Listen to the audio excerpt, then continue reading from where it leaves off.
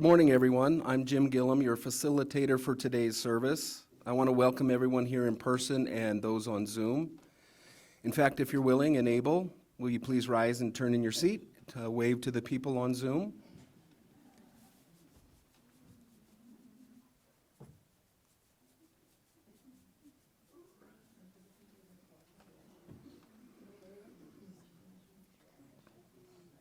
And as always, if you could use this time to silence your phone or turn it off. If you have an announcement for now or a joy or sorrow for a little bit later, please fill out the forms on the back table in the back of the room, and someone will bring them up to me. If you are new here, please ask any one of us how to access our website or find out how to get involved in our activities. If you'd like to receive our newsletter, please ask Deborah Smith. Is Deborah here today? Or Becky Tanner is here today, or any one of us, and we'll put your name on the email list.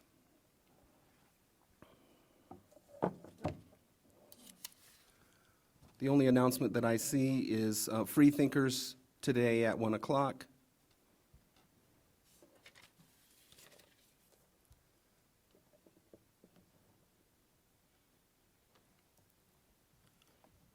Did you have an announcement? I wonder, do we have an announcement about our hike? Oh, okay. It's this week? Yeah, this Friday, I think I said 8:45, though 8:30 would probably be a better time. Okay, meet here at 8:30? Here. Okay. And we are, right at the moment, people I know are signed up. We are at the limit for the vote, so we may be drawing straws when we get there. But it's a nice hike if you don't get on the boat. Yes, I plan to walk around, so. Patagonia Lake.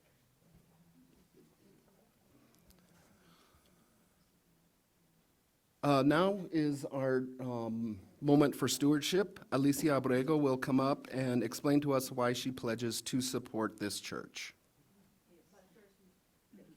Oh, We'll get up here together. okay. This is the last time I'm going to be standing up here and pushing this Baptist thing that I do. But right now, somebody really laughed. Right now, we're at $86,360. That's getting up there. We need some more. And this is the last week that I'm going to be pushing it. But we will accept your donations and your pledges at any time. So just because I'm putting the board away doesn't mean you can't sign one of those little pledge cards, of which they are out there next to the plastic bin in an envelope that says pledge cards. So take one, fill it out, drop it in the box, okay? Love you to do that. And you're all probably glad that I'm done doing this. She's so clear in the instructions. Okay, excuse me, but I have to read. Otherwise, I begin speaking Spanish, and I am sure that is not going to be nice. So I have to read. Excuse me for this. Every week, when the facilitator asks, "Are there any more joys or sorrows?" I always think about my silent ones. I think about my boys back in Mexico and my mother. She lives in Mexico City, and her constant complaint about her loneliness causes me deep sorrow. She lives a boring, anguished, unconnected life, and she chose it.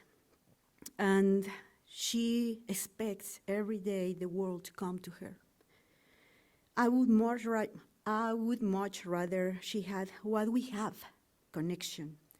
A personalized name tag, because we tend to forget names, but not faces. People noticing when we don't come to service, being asked if we want to be board members. Coffee and cookies with friends, and the certainty that we will have cake every first Sunday of the month. A place where we can feel loved, safe, warm, cool, understood, heard, and even entertained. I would love if she wanted what I want, to spend my days being part of something and not taking things for granted. Because, now that I have become a board member, I remembered how easily I can take things for granted. My name tag, the Wi-Fi, our coffee and creamer, the monthly cake, and being part of something comes with a cost. And I happily pay for it. Here I have spent some of the happiest moments of my life. And because of that, I offer myself, or accept, the most bizarre activities for a hardly comprehensible, barely bilingual Mexican, and spend some dollars of for the joy of knowing that I belong. And we will have stevia for our coffee. Please spend time and dollars supporting our connectedness, and being part of something. Thank you, people.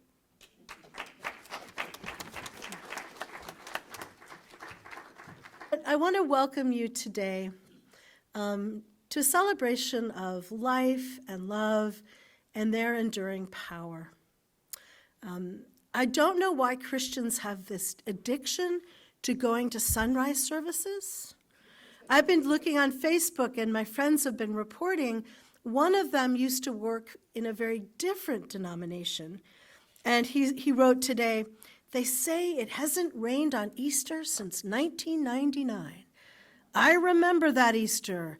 I was a priest in St. Patrick's in Scottsdale.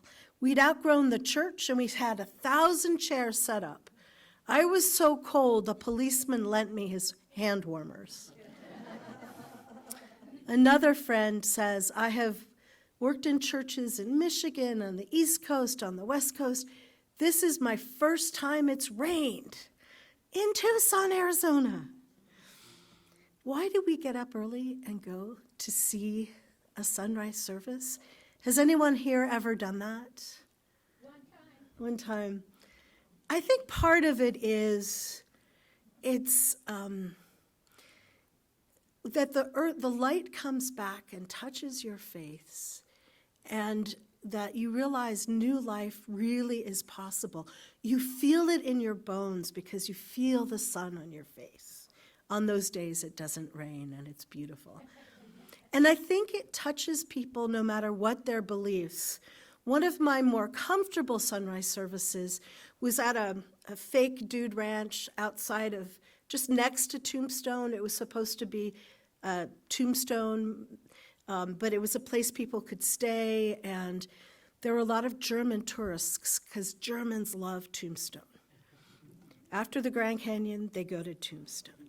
And the place said, "Yes, you can come have your sunrise service here. We'll make you a fire. We'll make you cowboy coffee," because we offered their German guests a great tourist attraction. And two of them came and were actually really moved. There's something about that sunlight hitting you that makes you realize new life is possible. And that despite all destruction of winter, of war, of the world we live in, life and love cannot be beaten down. So welcome to this service. Let us celebrate the power of love and life together. As we light our chalice today, may we hear the words from Reverends Vanessa Rush Southern, the senior minister of the First Unitarian Universalist Society of San Francisco, and Allison Jacks, their associate minister. Life is complicated and uncertain, and gorgeous with some things we count on. It has seasons of struggle and seasons of delight, and sometimes the two blow in and bloom simultaneously, like now, maybe always. And we are here together, all of us from different corners of the world and different families here, breathing together, questing together, holding each other through it all, laughing and singing in the face of it.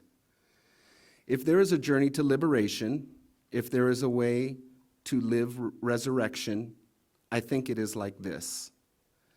May what holds us in bondage to death or loss or hurt or sadness or literal heartbreaking limits be released.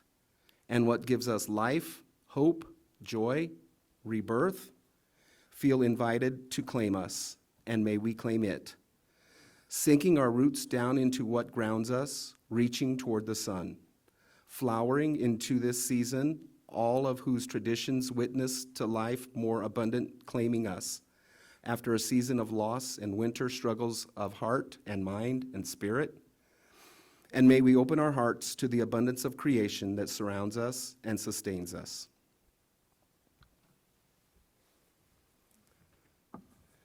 We are a caring congregation and share what gives us joy and what weighs heavily on our hearts. I will read the joys and sorrows that I have here.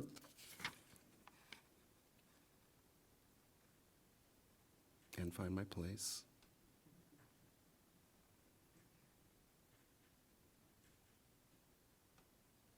Are there any more in the back? Okay. People on chat, you may put your joys and sorrows in the chat on Zoom, or turn off mute and speak them out loud right now if you like.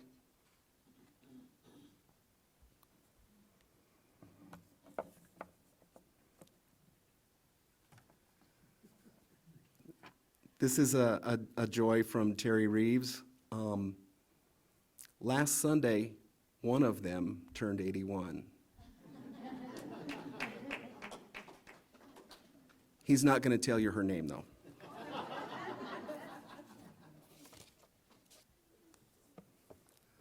I have a joy. We have a special guest today with us. I'm not going to mention names, but if you look around,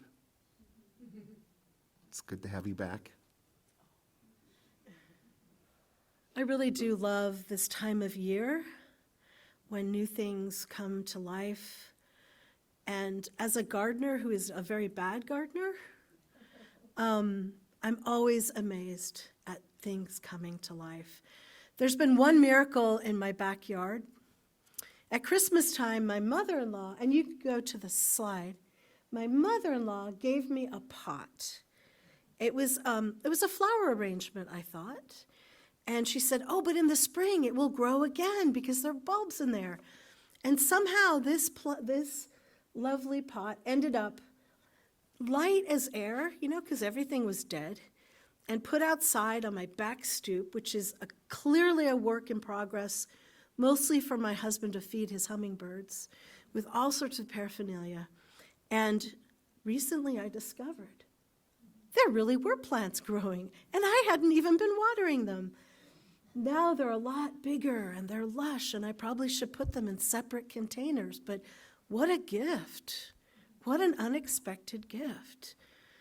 If I were in a Christian church right now, I would say it's like Jesus telling his followers, I'm going to die, but on the third day I'm going to come back, and they forget until it happened. For me, that is how life is, that is how love is.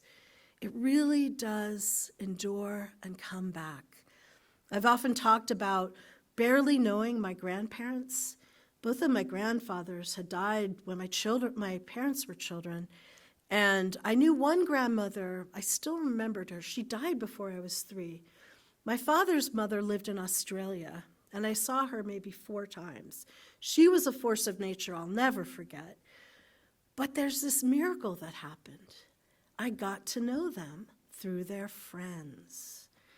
My grandparents from New England, all their friends would tell me stories about my grandfather had the first car she ever rode in, what their wedding was like back in New York. It's amazing how people don't actually die. We do keep them alive in love. And we can honor them and live the best life they envisioned ourselves.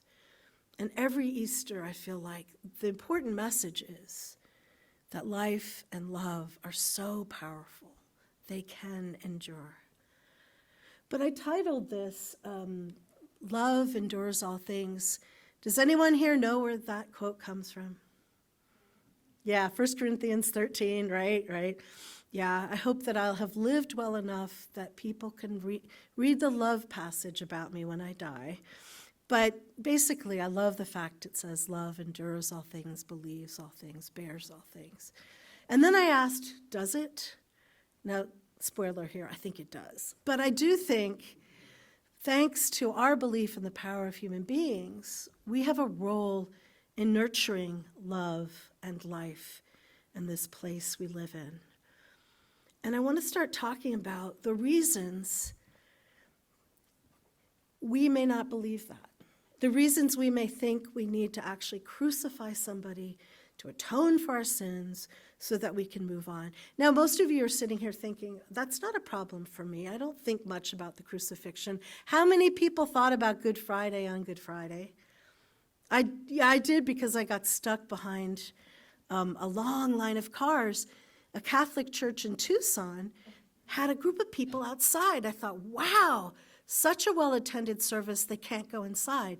No, they were outside watching somebody roped to a cross, half naked. It was a bit much, yes. Crucifixion doesn't, we don't have a cross with a Jesus on it, right? Rebecca Ann Parker and Rita Nakashima Brock start their book saying, it took Jesus Christ 1,000 years to die. What they mean is, in the early church, there are no paintings of the crucifixion. There's finally, in about 960 AD in Germany, the earliest crucifix remaining is in a church in Germany. It wasn't until about 1095, with Pope Urban starting the First Crusade, that they started to emphasize the crucifixion. That if you sacrificed and you died and you killed these heathens for the Holy Land, you would go straight to heaven when you died. You didn't have to go through purgatory. You earned your way. We didn't have that understanding before then. It's really interesting. They spent 5 years making sure this was true. And they looked in churches. It was a great pilgrimage, all over Italy. And, now we have to go to Spain to see earliest churches. And did they have the crucifixion? No, they would have stories of Jesus' life healing people or transforming people. And then the Last Supper. And then it would jump to an open tomb with an angel. They didn't dwell on that cross until the Crusades. They went into one church in Italy that has one of the oldest paintings. It's at the front of the church, so it's a very important painting. It's hidden because they've put a later edition in front of it. But during a mass, they snuck around and they went to look, and it's a beautiful painting of Jesus up in the heavens, and underneath is a river that flows that they think is the Nile. And there are actually cherubs fishing in this river. One of them looks like he's windsurfing. It's basically a depiction of heaven. And if you go, often there's some really beautiful Catholic churches, but definitely Orthodox churches are beautiful, and you have to stand, and you have to use your whole body in worship, and you have to smell the incense, and you have to listen. And Easter services, be grateful that I didn't make you come for like 6 hours yesterday.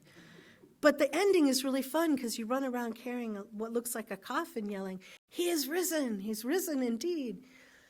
But the idea was, in the early church, that the Spirit, and at the top of this beautiful painting, under Jesus, a dove is pouring out water into the 4 rivers that fed Eden. And the idea is that their church was like a reenactment of paradise. It wasn't a perfect place, but it was a place where if you're touched by the Holy Spirit, you could live in good community and work well with each other. And you weren't looking for some paradise beyond. You were blessed by God to live together to create it here. But very soon, we had 1095. We had the First Crusade. And did things get easier in Europe as the centuries went on? As there were plagues and wars and destruction? Nakashima Brock and Rebecca say that this was the idea of a paradise that you earned and you could go to was really an escape from the lives they were living. It really was kind of an opiate for the masses. It really was a way to survive terrible times. And of course, that idea came as we moved into the New World with the doctrine of discovery, when a pope said, oh, well, it's fine to take land from infidels. You either convert them or you take their land and you kill them. You are bringing them the way to paradise. Yeah, lovely, right? And even, this church's historical forebears, the Puritans coming into New England, felt the same way. Well, they concentrated on the stories in the Bible where the Israelites moved into the promised land. So what if there were Canaanites there already? So what if there were Native Americans in our way? We could claim the land because we were offering paradise, right? But coming out of our tradition is a brighter side. We know that transcendentalists, in the early 19th century, people started to value the world again. People painted portraits, and our transcendentalists talked about the beauty of this world. Even cemeteries were transformed into gardens you would visit instead of these stark places where you hoped people would get to that paradise, but you didn't think about it much. People would go and value the beauty of this life. But unfortunately, they emphasized the creation of this beautiful other space. And people like Thoreau thought we should move west, where everything was pristine, where there wasn't civilization. It was a new kind of escapism, right? It wasn't dealing with what we actually had. It was building up another way to be. And even Emerson would talk about different people as supporting this effort, but not that everyone was equal. He thought that the people of the world had different roles. He called his wife his Asia because she supported him along with 3 servants and children, and to have this very individualistic, free life of the inner soul. So where do we find paradise? Where are we looking for it? It's actually our Universalist ancestors that I think had gave better answers to this, possibly in part because they weren't as well educated. Hosea Ballou wasn't educated at first. He was one of many children. His father was a Baptist minister. And they started to say, this world is beautiful, and human beings will all be saved because God loves them. In arguments, when people would say, well, but people are basically sinful at the core, don't they need to have a transformation experience? He'd say, if your kid falls in a big mud puddle, and you take them out and you clean them up, do you love them because they're now clean? Or do you clean them up because you loved them, right? And he goes back. And out of that tradition comes a very different understanding of communion. If you've ever seen it in the Catholic Church, it's like a sacrifice, and Jesus died for our sins. But in some other churches, it's called a love fest, an agape meal. And they emphasize that we are now all one, children of God. Yes, why am I talking on and on about Christian theology? Because it is deeply ingrained in us, folks. Now I'm going to talk about someone who, I don't know his heritage. I don't think he's religious. He comes from Holland and is a historian. And I've talked about him before. He says we need to rethink how we see human beings, that we are all basically good at heart. We are not angels, but we're basically good. And we have been bombarded by centuries with the idea that human beings are horrible and selfish and need a big power to keep them in line. And he even argues that civilization actually, how many of you are on a paleo diet or have been in your life, right? Yeah, right. I mean, civilization actually brought us together, gave us diseases, gave us a terrible diet, made us work hard to farm the land. We would be better off as hunter-gatherers, some of us. Yeah, I know. Some of us believe, right? But his point is that humans are basically better than we give them credit for being. We read a book together on Wandering Wednesday called Walking to Listen by Andrew Forsteffel, and he says, what shocked him in walking across the country and talking to people was how many people told him, be careful, it's not safe out there, and would come by and check on him. And yet all of them, almost all of them, were good to him. People gave him rides, gave him food, gave him a place to sleep. Now, I'm not saying we should go test this out, but it was so funny. They would help him and then say, but be careful, everyone else is out to get you. And Rutger Bregman, who wrote Humankind, A Hopeful History, goes through and talks about some of what we think of as kind of fact and debunk some of those stories. So I've talked here about Lord of the Flies. How many of you were forced to read that? I'm glad it's a banned book, okay? Don't make your children read it. Have them read another story instead. So as Bregman says, I wondered, we take it as fact that a group of kids who have been shipwrecked on an island will eventually have their society break down and start killing each other, right? That is a fact. This is a work of fiction. Bregman found a true story. He says, now it's not really scientific, it's anecdotal. Nobody's going to fund research where you dump a bunch of kids alone on an island, right? But it actually happened in 1965. 6 teenagers from an Anglican boarding school got bored, and they borrowed a boat and went off, heading towards New Zealand. And the first night, nobody kept watch, and there was a big storm, and they got off course. And after days of drifting, they finally found this outcropping called Ata Island. And they lived there for 15 months. One of them even broke his leg, and they helped him set it. They had a garden going. They'd found chickens still alive on the island. And they even had like a gym set up and a badminton court. They were Anglican schoolboys from Tonga, after all. And one day, this Australian who'd not been allowed by the King of Tonga to lobster fish in his waters snuck off a little bit to lobster fish and sees burned parts of this island. Now, that's not typical in the tropics. You don't have just fires start. So they went closer to look, and a bunch of 6 kids with very long hair, looking kind of scary, jumped into the water and started swimming towards them. They'd heard stories about cannibals in this part of the world. And it turned out it was these 6 amazing kids. And the Australian ship captain lived to be up in his 90s, and one of them lived near him. And all 6 had a very different life and worked together. When they had fights, they would call time out and go to different ends of the island. But they understood to keep themselves alive, they had to work together. And over again, Bregman shows that human beings basically are good at heart. He shows how experiments we did in the 1940s and 50s, like the Stanford prison experiment, where they arrested a group of college students who'd agreed to this project, and they made others the guards. After a few days, it turned out the guards were cruel to the students. It was terrible. Human beings are basically flawed, right?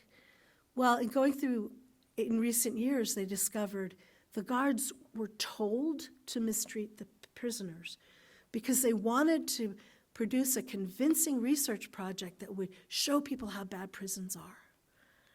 When they tried to reproduce this experiment in England a few years ago, it turned into the most boring footage because the guards would say, "Hey, can I help you? I just want to be your friend."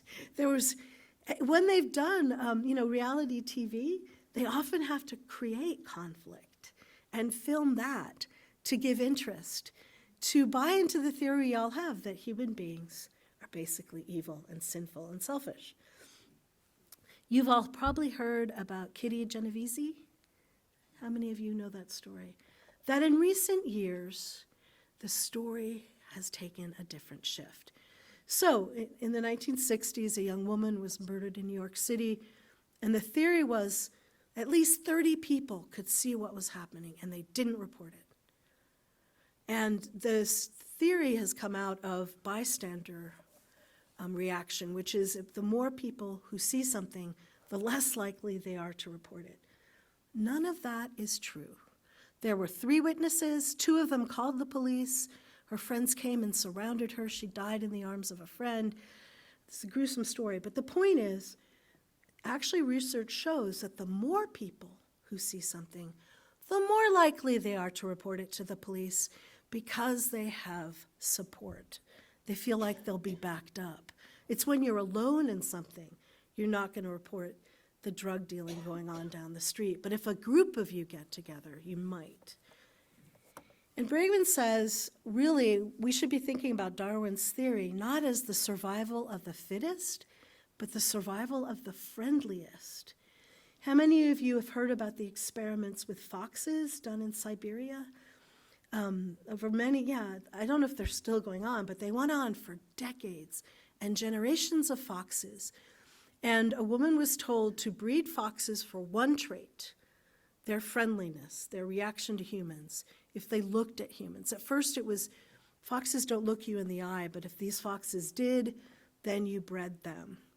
And as time went on, the foxes started looking more like puppies. They had rounder faces. They looked you in the eye. They started barking and wanting a response. They started being connected. When Bregman looks at Neanderthals and humans, he says, we used to think we were smarter and stronger and we survived. No, Neanderthals have bigger heads. They had bigger brains. They were stronger. He said, maybe the difference is we are like MacBook Airs. They're like MacBook Pros, much better computers. But we have Wi-Fi, and they don't. Humans were more connected. So in a way, instead of having this original sin gene, we might actually have an original connection gene. Because we have self-selectively bred ourselves to be more like puppies.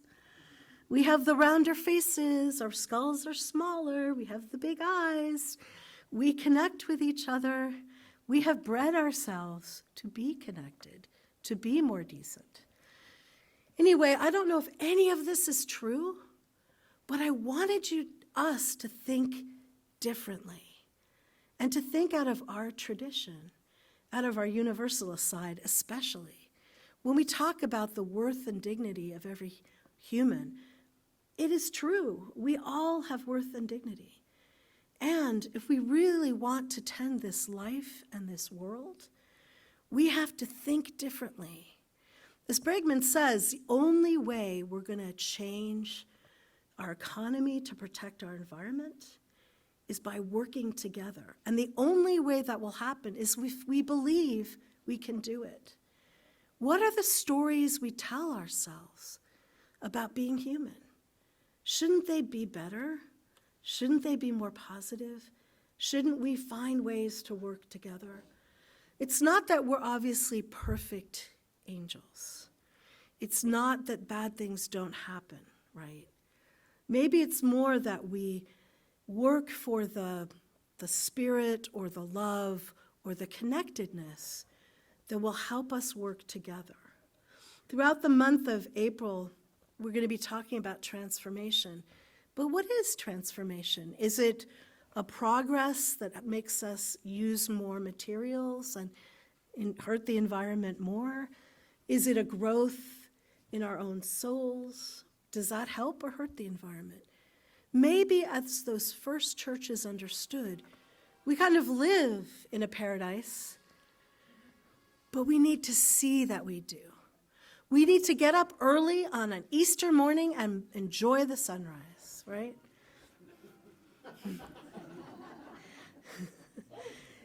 We need words from above. I'm glad you weren't hit by lightning. That was better. Deep within all of us, there is a goodness we need to trust. Oh, you answered. So how can we be better as a community? How can we work together? How can we work with others who have insight? How can we be open to the fact that what we think of as a thin veneer of civilization is not civilizing at all? May the good in you flourish, and may you find the good in others.